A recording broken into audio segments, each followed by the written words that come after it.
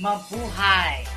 Isang mainit na pagbati mula sa puso, mula sa aming lahat, dito sa Bridges. Isang pagbati po ng mapayapa, malusog, at magandang gabi sa isang espesyal na araw. Good morning, good afternoon, and good evening to all our viewers here and abroad. Good evening and good morning to all our viewers worldwide. I'm truly honored to join you tonight. Good afternoon from wherever you're at. And once again, thanks for tuning in. Good evening to all our viewers around the world. This is one of the best episodes we will have in Bridges, certainly. Ma'am Evelyn, right? Totoo yan. Because tonight, we're going to feature yung very well-known natin. Oo, kanina nung greetings nyo kanina, sabi ko, ay, worldwide pala ito, kaya dapat i-cover ko lahat ng mga greetings ng morning, afternoon, and evening. First of all, I would like to thank you for inviting me. At ako yung inyong featured guest. Tumaba naman yung puso. Thank you very much for joining us this very early morning there in LA. Hindi ko nga pinagtulog tong anak ko para gisingin lang ako. Kaya hanggang ngayon gising pa sila. Siyempre, kailangan ko munang batiin ang ating mga kasamahan na Thomasino dito sa Bicol. Ang mga Thomasinong Bicolano, marami po sa kanilang nanonood ngayon. Maraming salamat sa inyong pag-invite sa akin dito at magandang gabi. Thank you sa mga viewers. I'm so glad po, and it's really a big privilege to be here po in this episode of Bridges. Salamat sa magandang pagpapakilala. May kulang po doon.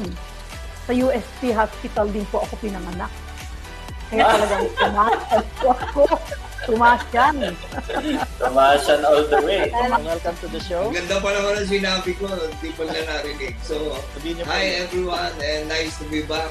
So glad to be here on Bridges. At naway magkaroon tayo ng mas fruitful na pag-usapan. So, Father, good afternoon. Marami bang mga youth ngayon, mga kabataan, mga K-pop, panyongseyo.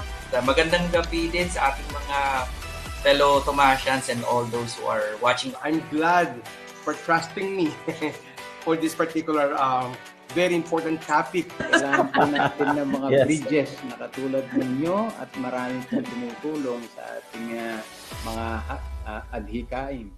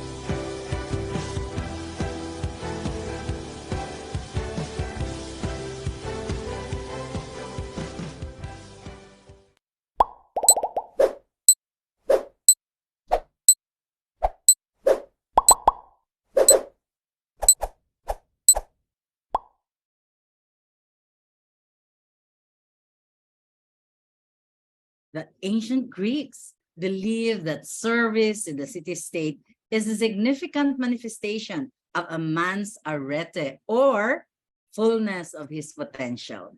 Leadership to them was the highest form of service to the city-state. This could be true even now in the 21st century.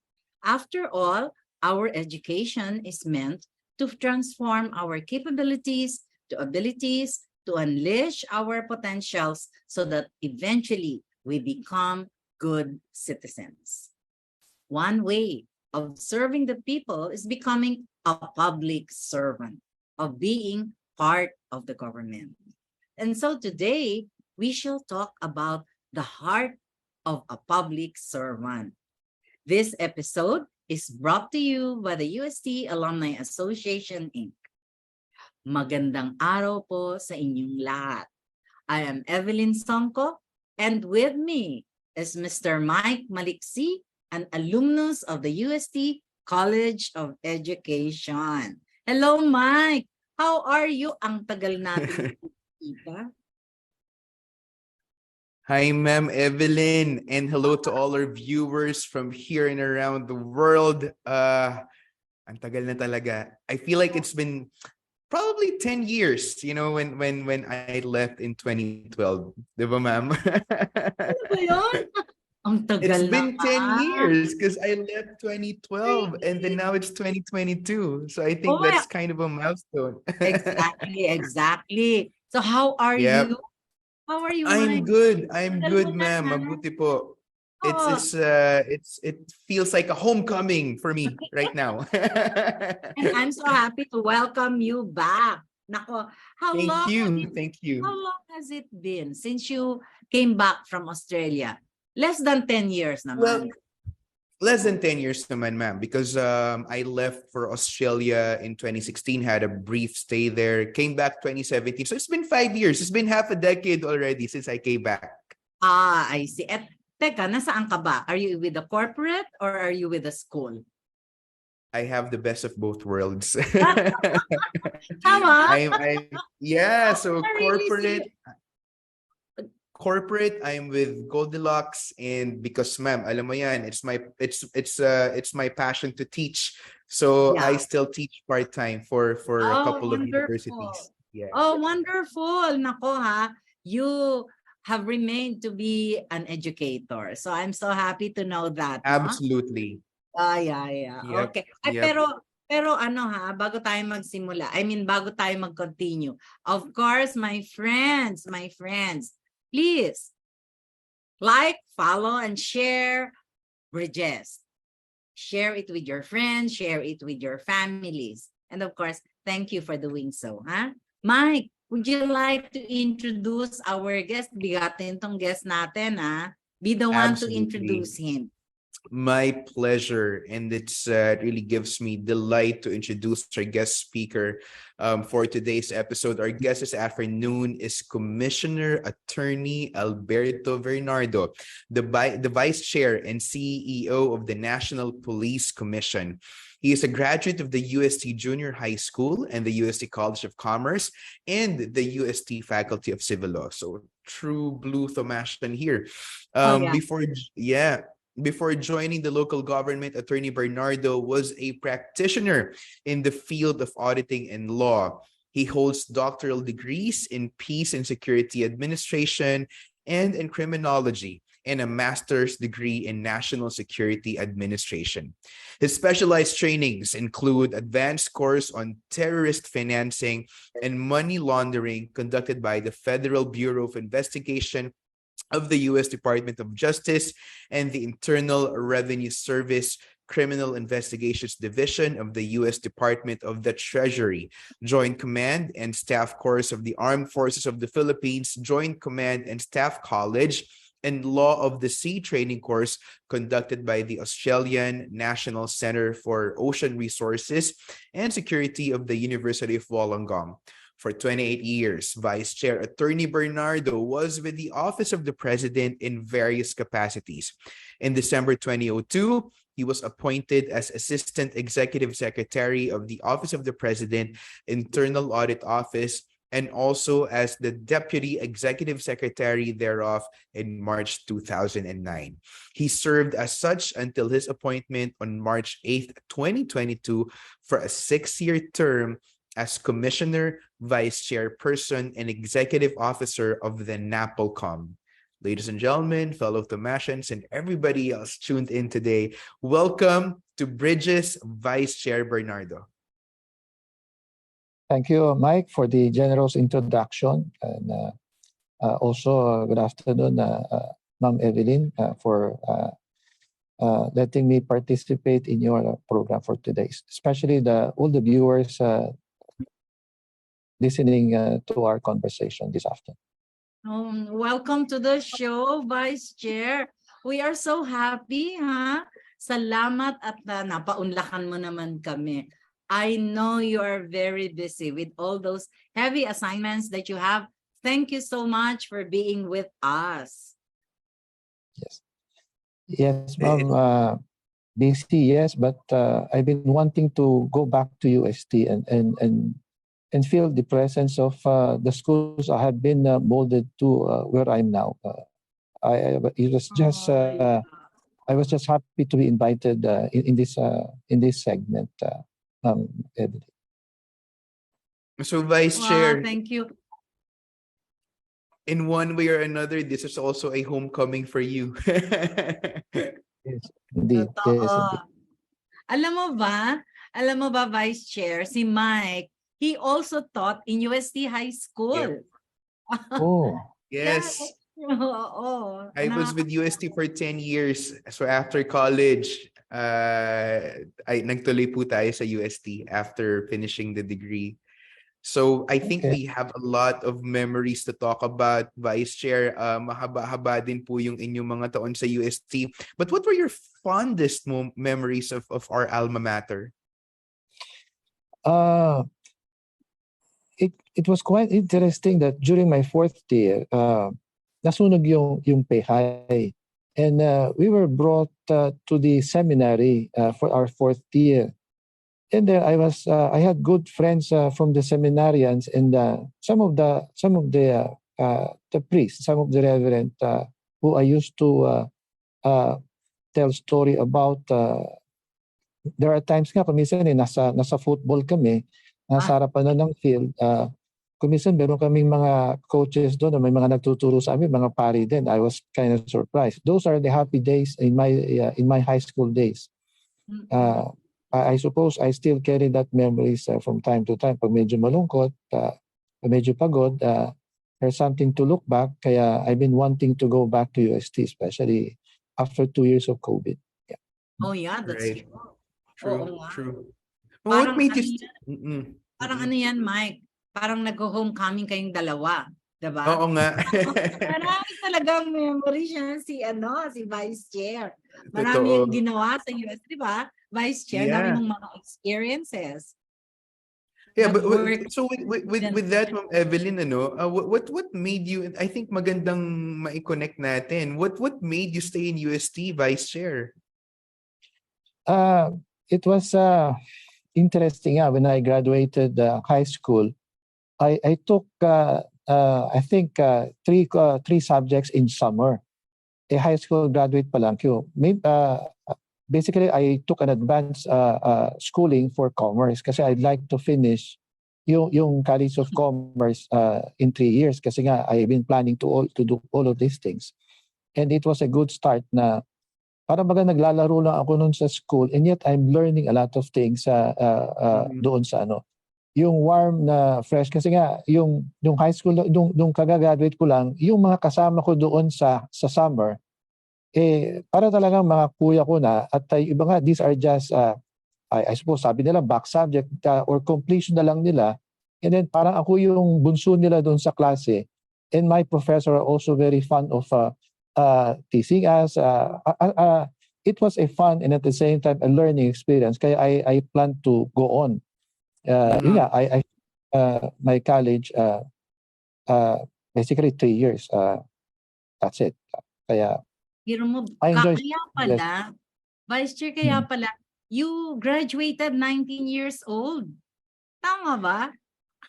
Totoo yun. I graduated nag-enroll ako ng every summer, nag-enroll ako sa commerce, taking advanced subjects for the ensuing semester. Kaya there are times sa morning and afternoon, hindi na ako block section noon. And I enjoy a lot of people there. Kasi nga, meron ako mga working student na kaklase, meron naman akong full-time student. I see the best crowd doon sa College of Commerce. And when I graduated in May, I think we graduated in April. I think March. Nag-graduate ako ng March and I review in April and I took the CPA board exam in May of when the time I graduated. And the results were released thereafter. Kaya I took the board exam at the age of 19. And then the results came out. Wow. Oo. Pero tignan mo yan. Ha? You after that, you engaged in private practice. No? Naging CPA ka. no? And then you enrolled pa in civil law. Tama Yes, ba? for a while, Yeah. kasi nga, underage pa ako noon, kaya sa private lang ako natanggap. I work in a bank sa Binondo, and then when I reached the age of 21, it was then that I was allowed by PRC to take my oath as a CPA, and I transferred to a government bank, PNB. And then that's it. I was a working student at that time nung nasa private bank until government bank. And I decided to go into private practice as an accountant, as a CPA. And then during then, I was continuing my schooling sa UST Faculty of Civil Law until I... Yes. Okay. So all the while you were with the private. And then, paano yan? How did you become part of the government? Was that your dream when you were young? O basta nakita mo yung sarili mo nandun ka sa government? Yes.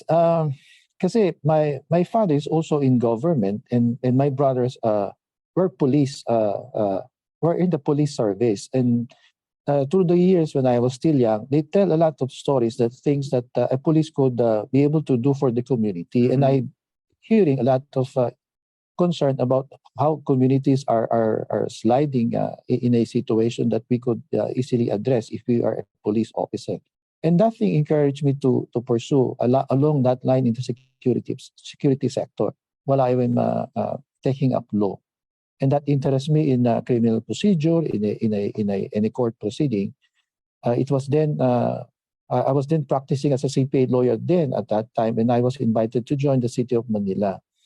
And then from there, I was appointed as a first the bureau chief of Youth Bureau of the City of Manila until I was promoted to Secretary of the City. Yeah. Ay, so talaga pala, Mike, nandun na yon sa puso niya. Bata pa siya, alam na niya kung ano yung gusto niya. So it's really in the heart of Vice Chair. Yeah. Ano yun, Ma'am Evelyn, parang it's like a seed, that's waiting to bud. And when that, when their time was ripe for Vice Chair Bernardo to have it bloomed, ayun na, talagang umusbong na. True. Ganyan talaga nangyayari sa pamilya, no? Ano yung napapagkwentuhan? Then, of course, the imagination of the young one would really be, wow, I'd like to be like that. I can serve the community. Kasi tapos bata pa si Vice Chair, di ba? Nalalaman mo na, naririnig mo na kung ano yung concerns in the community, no? And I think yung inspiration dyan, magandang malaman natin what really was the driving force behind it, Vice Chair. What inspires you to continue serving the people by being in the government and serving in the government? Through the years, sabi nga namin, if you are given an opportunity to serve, why not serve well? And where can you find a calling? The more you help people organize and provide better opportunities in life, napopromote ka pa. Tumulong ka na sa tao, napopromote ka naman at sinisweldohan ka. Meaning, I find that very attractive way of doing things na meron ka ng psychic income na nakatulong ka na. For example, when I was at the City of Manila, I used to go inspecting the elementary and high school at that time. Wala pa kasing K-12. And I see to it that things would be functioning the way it should be. Pati yung police, I deal with the police at that time, yung fire department, pati yung sanitation doon, pati garbage, pati yung ano. And at the end of the day, ang sabi ko nga, there was a saying na nakuha ko rin ito sa there was a time si Father Rivera when we spoke doon sa Radio Veritas, he asked me when I was in college can you talk a little bit on what you would like to do, etc., etc. And in that session, it resonated to me most of the time. Whatever you do to the least of your brethren, you do it unto Christ. And sabi niya. And ang sabi ko nga, you treat the people you deal with as somebody na you're doing it for Christ. Saan ka hahanap ng trabaho? Kung tinulungan mo na yung tao, meron ko pang indulhensya sa Panginoon, and you also receive compensation, and you also better your life. Basically, I've been telling that in all of the offices I've been working with. Just dedicate 1/3 of your life, then you will receive graces and then the return. Don't think about the salary, but the salary will come. The more you help, the more you receive indulgence, and the more you be promoted. Yun lang, focus. Kaya that inspires me. Medyo kasi delikado yung trabaho ko eh. There's few people who would like to venture in this kind of work. Kaya yun na lang ang aking motivation. Nakakatuwa naman yan, Vice Chair. Nakakatuwa na isipin na you can really combine, no? Nakapag-serve ka na, nasweldohan ka, in-improve mo yung life mo, pero at the same time, you are really serving the people. So magandang insight yan para sa ating mga viewers na, lalo na sa mga kabataan. Yung mga kabataan, pwede, kasi marami naman sa mga kabataan natin, idealistic. Tama ba, Mike? Marami sa mga yes. Ba?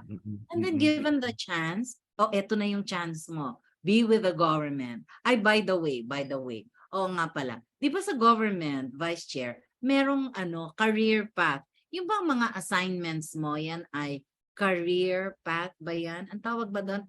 Executive career path? Something? Yes. What that yes. means? We call this career executive service officer position. Executive Yes. service. I see. Okay. Yeah. Although in my initial position during President Ramos and President Estrada, it was not a career. It's more of a technical position. I started working in the security sector in the peace process in 1994. And then, but because of my track record, I was asked to continue to stay on by the succeeding administration. And then thereafter comes the administration of President Gloria Macapagal-Arroyo. And then I was then the few practitioners who are professional enough that came from the past administration that they have trusted na we have no personal agenda whatsoever, and then just trying to address the unpeace issue in the countryside. Kaya we were then involved, but it was beset by many issues, coup d'etat, etc. And I also, from then on, from the time of President Arroyo, I was then made to be a career, and that was in 2002. And then from then on, I occupy various positions, various portfolio, security and governance portfolio, including in the administration of President Aquino, and then thereafter President Duterte, and until I was assigned here. Yes. I see. So lahat yan career, ang career executive position, lahat yon ganon. And then how do you could you explain to us further paano yan na-acquire? Basta ba yan pagpasok mo nandun ka na kagad sa career service, or it happens after a process of being with the government? There are certain positions in government that are classified as career positions. One is a career executive position, and the other is career officer, and that is not an executive but a specialized and technical position. On the matter of career executive, there are competitive examinations given. There are 4 stages of examination: the written examination, the assessment, and then the interview and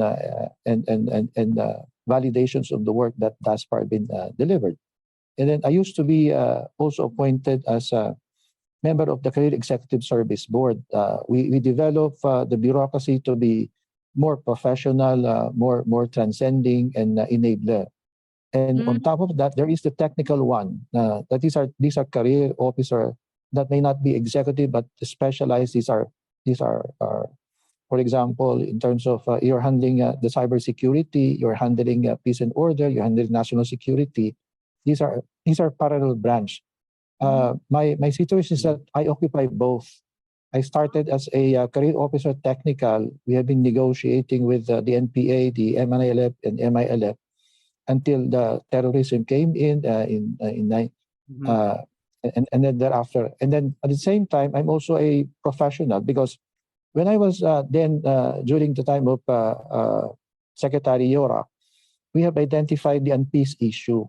And it is not, from where we are coming from, we intimated that it's not about poverty, it's about governance. And therefore, I was assigned to the governance reform portfolio, and I was assigned to a career executive service to ensure that the governance mechanism of government would be professionalized. And therefore, while I was in a career executive position, I was given a concurring portfolio on security. That's it. I worked on parallel path track in my office of the president's tenure. Anong masasabi mo dun, Mike? Well, it's a very, thank you, Vice Chair. It's to me, I'm learning a lot of how these things work, and I think in a way, kasi ma'am, for us, diba, sa private sector, syempre we also have our own processes, and it's this is a good addition to our knowledge of systems and processes. And thank you, Vice Chair, for that generous walkthrough, diba, Ma'am Evelyn, of how it was. And truly such a sterling journey for you, Vice Chair. No, Ma'am Evelyn. Kakahanga. Totoo naman. Talagang imagine mo, no, how in 28 years, all of those portfolios, you were coming up with a compilation actually of your experiences, and every time you keep on enhancing your competencies. At saka talagang parang nalinya ka dun sa intelligence. Tama ba ako? Yes, it's basically intelligence work and security and national security and internal. Yes, intelligence, community, and national security. Yes, indeed. Can you just give us a brief description of those portfolios? Yung national security and what's the other one? Intelligence. Magkasama sila parang sa iyo magkahiwalay sila, Vice Chair, di ba? And then you were occupying both. Tama ba yes. For example, in addition to my regular portfolio on governance, forensic audit, I was also designated as a member of the Presidential Commission on Visiting Forces. At that time, during President Duterte, there are situations that are not quite the way it should be. The way in the past, there were termination of the visiting forces agreement. At the time, everybody thought that the termination would continue, and it was been subjected to a review. And they thought all along that it would be terminated. But when I was brought in, I've been consistent about my position. There's nothing at all that we should break or burn our bridges. These are allies that we have been working together. To make the long story short, the termination of the visiting forces agreement was withdrawn by President Duterte. And the commission, who has then been divided, we were able to come up with a unanimous position that we are not supposed to terminate visiting forces agreement, and you are supposed to strengthen, foster bilateral relations with the U.S. It's quite good that when I left that commission to transfer here, the last conversation we had with the U.S. government, we are partners and co-equal democracies that are working in this arena. And maybe the last point that I may share, combining national security and intelligence community. When I was also the alternate of the executive secretary, we handled the National Task Force on West Philippine Sea. It was then, as authorized by the executive secretary, to put in the table the discussion of the Mutual Defense Treaty, that any attack on Philippine vessels would be an attack against the U.S. government, and then the alliance would be called upon to task. And that is basically what Vice President Harris and the previous administration, even President Biden, intimated during his visit, during their bilateral meetings. All of these things has been laid out, and it was only then that these things has been discussed. It has never been discussed bringing in the United States in the Indo-Pacific as a primary stakeholders in peace and security. It was then through our intervention that we bring this in the table, and for purposes of discussion, it has reverberated, and in fact, the momentum creates its own momentum, and up to this time, as of this day, it's being mentioned every exchanges that those are a brief description of the portfolio I handled in the office of the president. Grabe, amazing. Are you amazed, Mike? I am completely blown away. But you know, for a follower of news like me, Ma'am Evelyn, nakaka-amuse and amazed to, no? I mean, hearing it from Vice Chair Bernardo. Totoo Yeah, yan. thank you. Yan. Imagine mo, ha? I think, no, these things have not, I don't know, but I also follow the news, but I have not heard of this. And parang noon talagang ang impression na binibigay sa atin ay, sa akin at least, no, na talagang there's going to be a termination of the agreement. Of the VFA, yeah. Yes, oo, na magkakaroon ng termination. And now we see that Vice Chair has also actively and led the dialogue, no? And discussion, the conversation actually about these things. And maganda yung impact niya, no? Because until now, even after the term of President Duterte, it's now being embraced. Tama ba ako, Vice Chair? Is now being embraced by the Marcos administration, no? To continue the agreement with the United States. And that has always indeed. been It has been a primary pillar in the foreign policy of the president, the current president. Yes, indeed it is. Oo, naku, very interesting itong ating pinagkukwento, ha? Nakakatuwa yan. Pero kaya lang, bago natin ito ipagpatuloy, no? Bago tayo mag-discuss pa deeper, let's have a short break, no? Pagkatapos nitong isang paalala, babalik tayo. Friends, stay tuned.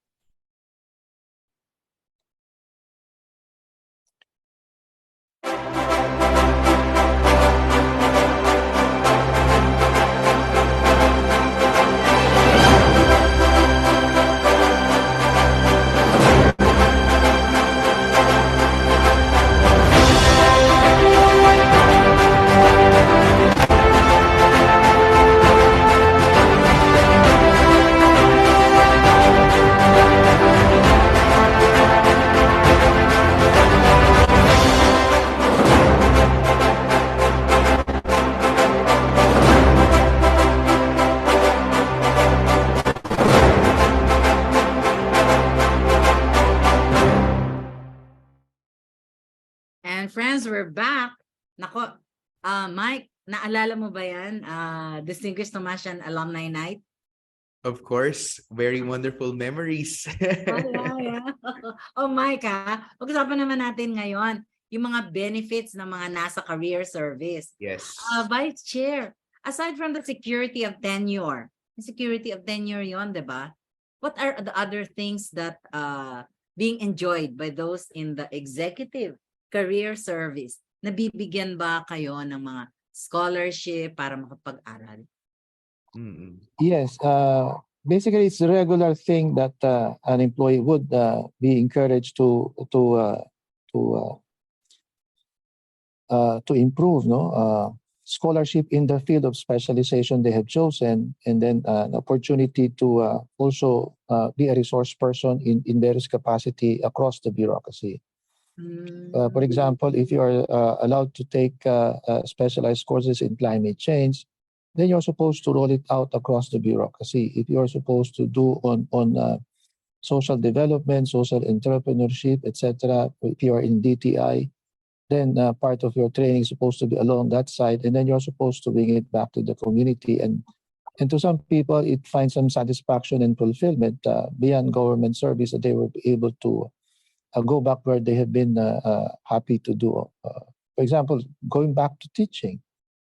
If we were in government, we allow government officials that have been justice of the courts are encouraged to teach in college of laws. And we are resource persons also in both some academic institutions and development academies. And that's something also we kind of enjoy. Yeah. Yeah. And so therefore, tanong ko lang, Vice Chair, hindi ka ba nag-isip na magturo?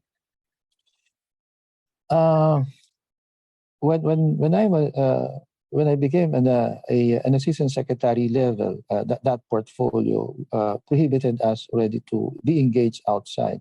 That's some of although in government we may be allowed, but in the private sector we are not anymore been given that opportunity because cabinet and sub-cabinet positions we are required under the Constitution to dedicate. Yeah.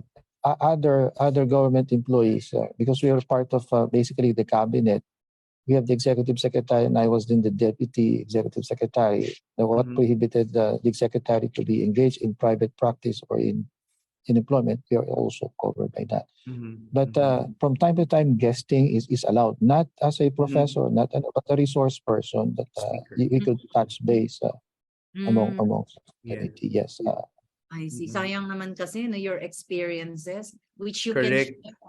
Yeah. Still so much to share, but I think Ma'am Evelyn, si Vice Chair naman, I'm sure marami ang pagkakataon na makapagbahagi, di ba? Ngayon pa lang na napaunlakan niya tayo ay talagang marami na tayo natututunan. And I'm sure Vice Chair, you will have that golden opportunity soon, di ba? Pagka nagkaroon ng pagkakataon na makapagturo, di ba? Or as guest speaker, di ba? Yes, Mahaba na pwede siya kasi namang guest speaker sa mga eskwelahan. Pwede ba yon, Vice Chair? Yes, but I do enjoy more on conversational, similar to this kind of correct. structure of the platform. Kasi when I do speeches, I say monologue, platform. I'd rather gusto ko yung focus group discussion, in a workshop, exchanges, and I also learn through the process. Oo. So alam na natin ngayon, Mike, kung saan natin mai-invite si Vice Chair. Alam na natin yung mga activities na pwede nating gawin. Of course, with the students, no? Maganda kasi the students, makita nila na nakakapag-converse sila with people from the government. Nakikita nila, ay, ito pala mga tao sa gobyerno, sila pala yung mga tao. mga taong may pusong manilbihan para sa bayan, di ba, Ma'am Evelyn? Kaya nga, So with that, Vice Chair, pag-usapan naman natin yung inyong karanasan sa Office of the President. Matagal din kayo sa Malacanang Palace, ano? So how many presidents did you serve in Malacanang? And in that journey, what learnings did you get from your experience aside from those formal trainings that you've had in various areas of security? I've served 5 presidents. Wow. And I've learned that there will be presidents that are coming in a particular national development. And that changes the entire picture. There was a time that we were supposed to restore the democratic space in the country. It was just good that President Aquino came in. And then thereafter, to stabilize the situation, we would need somebody that is strong in reforms. There were the cartelization, they were breaking up the monopolies at that time, the telcos are captured. And then it was just good that President Ramos came in during that time.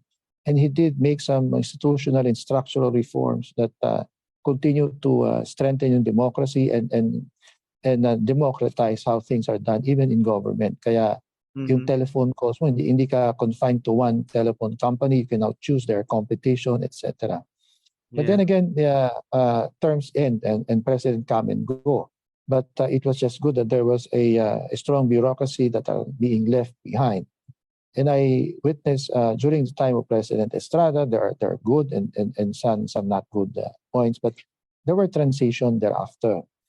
At that time, we slided back to certain economic situation, but it was then there was a president that was quite good in the economic side of nation building, and we were able to bring up certain economic reforms. But after President, then there's another again the democratic issues that had been put to fore at that time. I served with President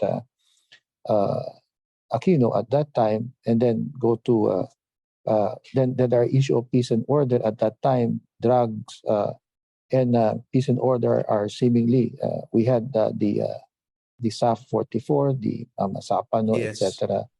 And then during the early times of President Duterte, there was a secessionism. There were terrorism in the Marawi, etc. And that basically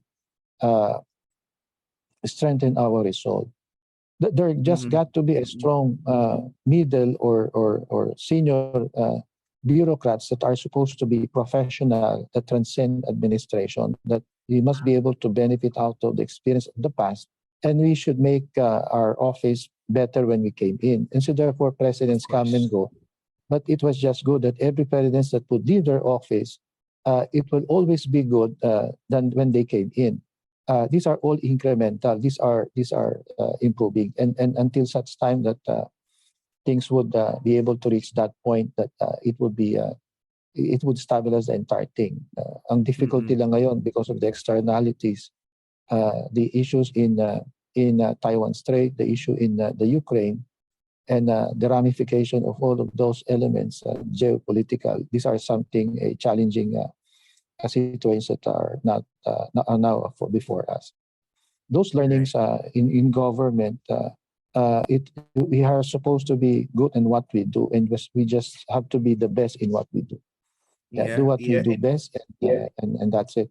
Supposed to.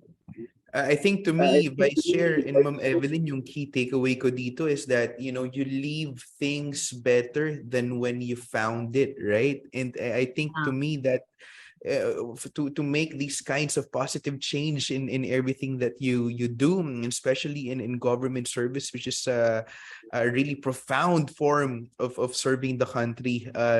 Thank you, Vice Chair, for sharing those learnings to us.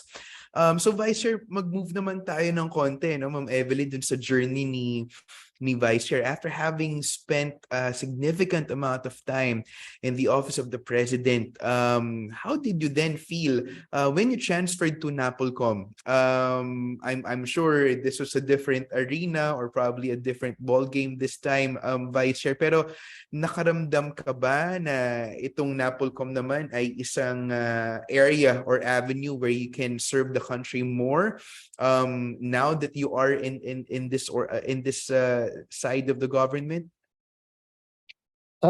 Yes, I think so. It's a staff function that I used to play when I was in the OP. I certainly enabled the executive secretary and support him at times beyond the call of duty, and we have direct support to the president. We are the force multiplier. Yung complete staff work, the presence, the reach of the president are multiplied by the number of career and good people around. And then, but this time we are at the front seat. We are at the front line. We have to grapple the issues, for example, organized crime directly.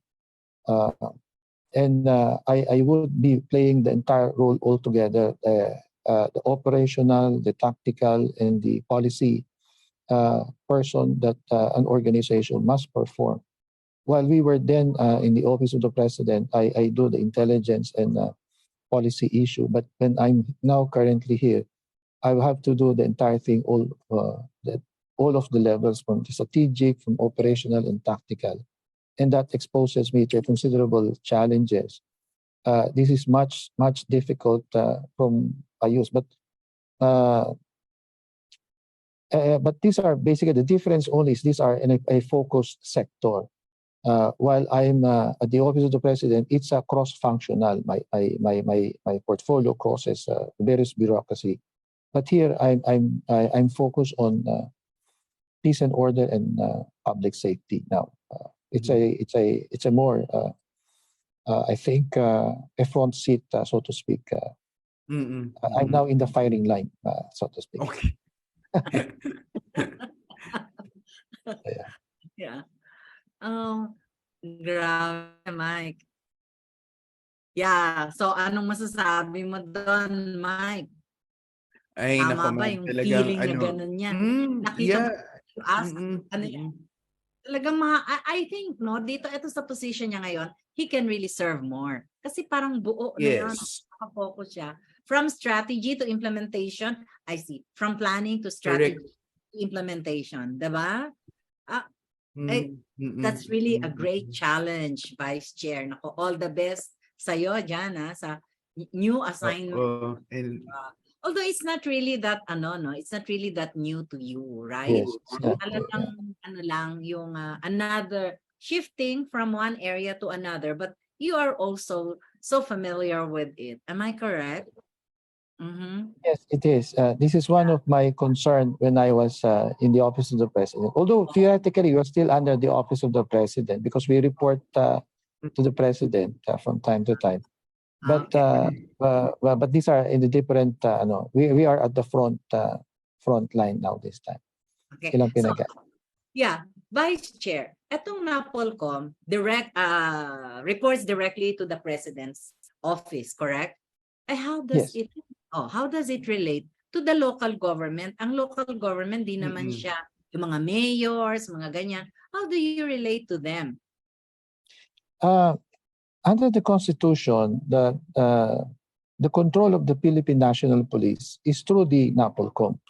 Even the president controls the police through the National Police Commission. And under the Constitution, it will grant authority to a certain extent to the local government units.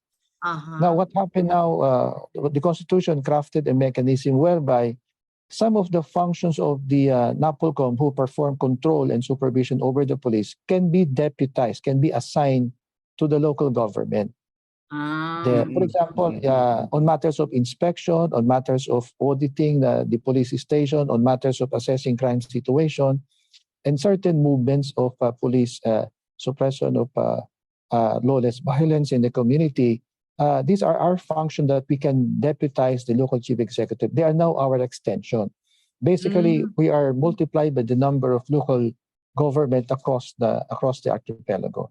If there are 81 provinces or 86 provinces, we are multiplied 86 times because they are our extension in that province or locality with mayors like us.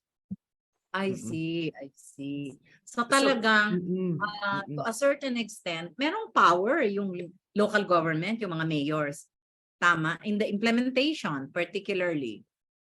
Yes, the power now is drawn from the NAPOLCOM.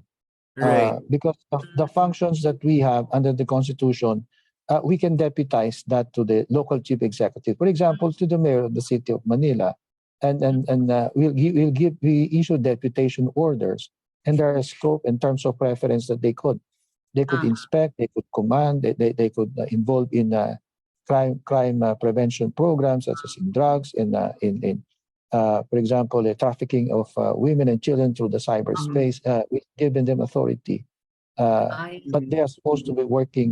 There are certain parameters. They are our extension. They are performing that on behalf of the National Police Commission. Yes. Okay. So with that said, Vice Chair, maganda siguro malaman kung makapagbigay ka lang ng overview of an information. But how big is the police force right now in the country? It's a 226,410 more or less. They are spread far and wide. We have 2,200 police officers because we have police station per cities and municipalities. And you could just imagine having police, for example, in Metro Manila, by the number of cities and municipalities until Nabotas, we have that number of police officers, and then you have a regional, for example, in Metro Manila. In the provinces, if you have 26 component cities and municipalities, you have 26 police stations, and then you have a provincial level police station, and you have a regional police station. Geometrically, we have that kind of organization across the archipelago. And that's the strength thus far that our deployment and manning could reach. Yes, that's how large it is. Thank you, Vice Chair. Ma'am Evelyn, para nagkaroon na rin tayo ng survey, ano? Ang ganda nung ating scoping nung police force. And I think it's important for us as citizens to know that kind of information din, ano? So thank you, Vice Chair, for sharing that. Pero pwede po ba naming malaman ano po ang thrust ng NAPOLCOM? That's now a serious concern that you see, I view this as a transnational organized crime. Walang problema yung petty hold-up, etc. That can be easily addressed by a police chief in a locality.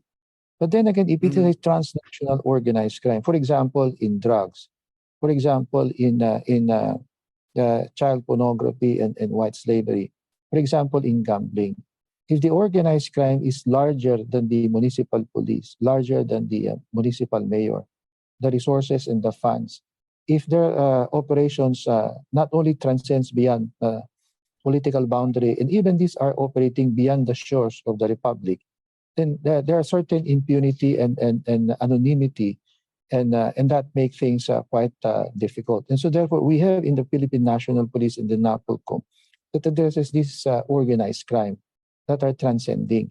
Why am I trying to put this on the discussion? Is that when we discuss transnational organized crime, they have the capability to capture the state.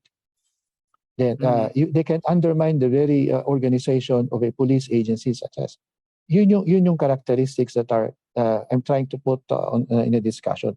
There are inside threats, meaning within your ranks. For example, there was a seizure of 990 kilos of shabu. But the ones that are operating the same are a surgeon from the intelligence community. If the drug pusher and the drug operators are in the intelligence community, how difficult that would be, because they have access to intelligence information that could identify and countermeasures on our operation. That's how complicated it is.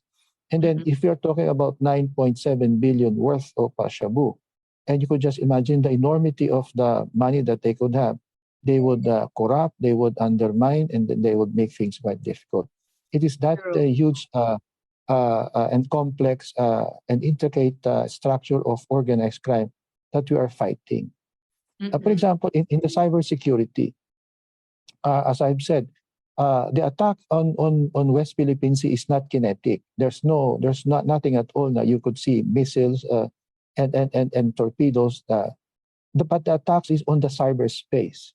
The communication, the command and controls, and the computer, they can back down the power plant, the water utilities, and the telcos, and everything, because everything are basically operated in an electronic. As long as there is an electromagnetic wave, and it could be the subject of an attack. A plane could not find its way back home and to land. TV, waters, and including communication can be backed down. And we have seen that in Ukraine. We have seen that in many conflict areas. The domain on warfare have already expanded, and that is being done, including in the crime situation.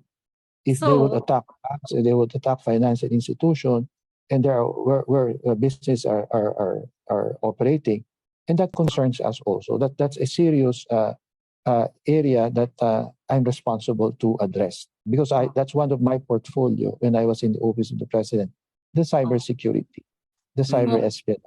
Yeah. So in other words, Mike, Vice Chair Mike, ang thrust nyo talaga is to really overcome the organized crime. Kasi napakalaki nila, no? They're really beyond the territory of the Philippines. It's international. Yeah. Yes, yung impunity and anonymity. And then tatlo yung trust namin for 2023, and we have been starting that. The transnational organized crime, the violence against women and children, the VAUC, and especially on trafficking of women and children, and then the cyber crime. And this cuts across various sectors, from the business, education, from government, from the utility. It cuts across. Organized crime is practically everywhere. You can see that in the port. For example, the smugglers. I have entangled myself with smugglers. Why? Because I'm not interested of you smuggling sibuyas or patatas, because they would be earning more when they smuggle the shabu. The return is much bigger, and that's why you could capture them smuggling sibuyas or onions, etc. When in fact they are involved, and that Pero makes things very much different. Oo. Kaya So, yung Vice Chair, difficulty. Vice Chair, makat kita. So, ang ibig sabihin yan, when we say smugglers, there are smugglers of different kinds. Shabu, patata, sibuyas, etc. No? Grabe. Talagang Yes, it's across it's a different decoy. It's a decoy. Hindi agricultural produce ang ini-smuggle. And when they do that, they can smuggle, for example, shabu, and they could smuggle also women and children in the process because they are operating impunity. And they are further enabled because of their cyber crime technology, and they're much ahead of us at times, but not all the times. This is how Vice Chair. complicated it is.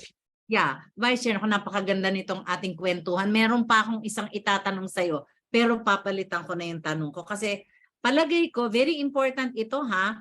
How can the community help NAPOLCOM? How can the community help the police? Sa sobrang complicated, tama ba Mike? Di ba nakakaloka ito? Talagang parang mind-blowing tong information. Oo, yeah. Oo, totoo yan. Vice Chair, anong masasuggest mo sa community para makatulong naman ang mga tao? Kasi parang hindi lang dapat government, di ba? Mike? Yeah, in addition to being a law-abiding citizen, we are developing a communication line, yung feed-forward and feedback mechanism. We are adapting yung digitalization of crime reporting system. If you could see crime is being developed, there's a child pornography, you can picture that and send that to us. And then give us some details, and that would enable us. That's a force multiplier. That's an information that's available. We promise you, because of the Data Privacy Act, that we are not supposed to disclose the name and the source of anyway that SIM card will be registered in the coming months, and then we could ensure that those things that are legitimate are the ones being sent to us. Meaning, your share is just to picture what you have seen. If there is a situation that you will see that a crime is being developed, etc. For any suggestions for that matter, we have a diagnostic analytics that would handle that, and we could upload that, and we could make an analysis on that. And from that diagnostic analytics, we have a predictive analytics of seeing to it how these things will develop into a crime, etc., etc. Based from social anthropology, there are available way of anticipating, preventing crimes to be developing. And these things, yung participation na lang, just send us those information. We will announce that maybe early next year. Diyos ko, napakabigat nitong ating pinag-uusapan. Yeah, talagang very critical, ma'am. Tsaka crucial yung role ni Vice Chair Bernardo. And as much as yung mga kasama natin din sa lipunan, kailangan din natin gawin yung bahagi natin, no? Yung paraan natin para makatulong. Absolutely. Yeah, so now, Vice Chair, thank you. Parang talagang medyo mind-blowing, Ma'am Evelyn, ano? Talagang it's overwhelming. It's overwhelming in a very positive way naman. But Vice Chair, having assumed various positions in government, how was something closer to your heart, something closer to home, di ba? How was your Thomasian values helped you face these challenges, especially with the kind of work that you do, crime or organized crime, these smugglers and all? How have your values helped you face the challenges that you've encountered in the different public roles that you've played all throughout these years? I think yung molding and rearing in UST, we developed a sense of community and sense of family nandoon. See, the opportunity I was being tasked by Father Rivera at that time when I hear some exchanges, yung sinabi ko kanina, whatever you do to the least of your brethren. Sinasabi ko nga, with the hardships and the travails and the frustrations that we will be exposed, I know somebody and somewhere there will be some help, and I know Christ is just at our shoulder. Kaya as long as you focus on what you do, just do what you are supposed to, and then just help and help. Eventually, when the time comes that you are in need of help, that person will, kumbaga, it's a iikot lang yan eh. When the time comes na ikaw na yung mahihingi ng tulong, he will be there. He will send you somebody there. And I have been exposed my life and limb to a very tight situation.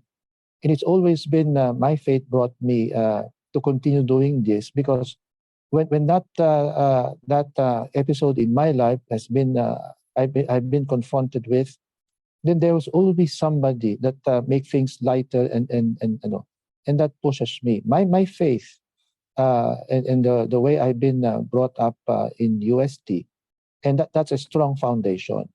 And yung sinasabi ko nga, 1/3 of your life, and then if it's bound to happen, it will happen kahit saan ka nandoon.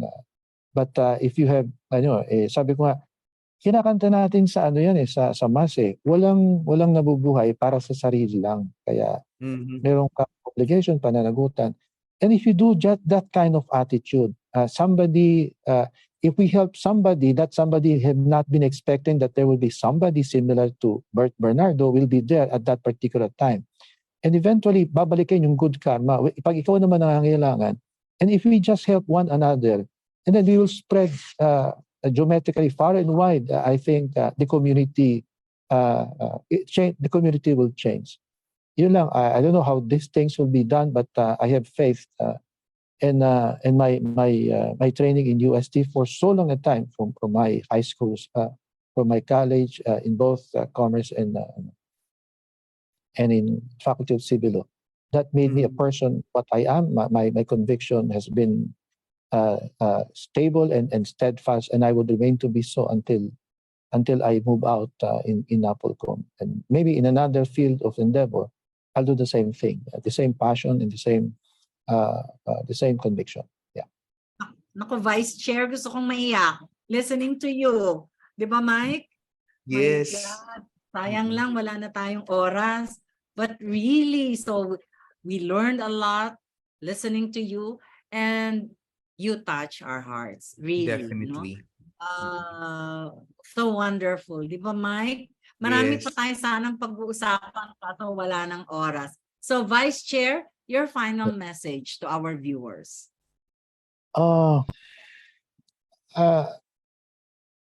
I've said practically almost siguro.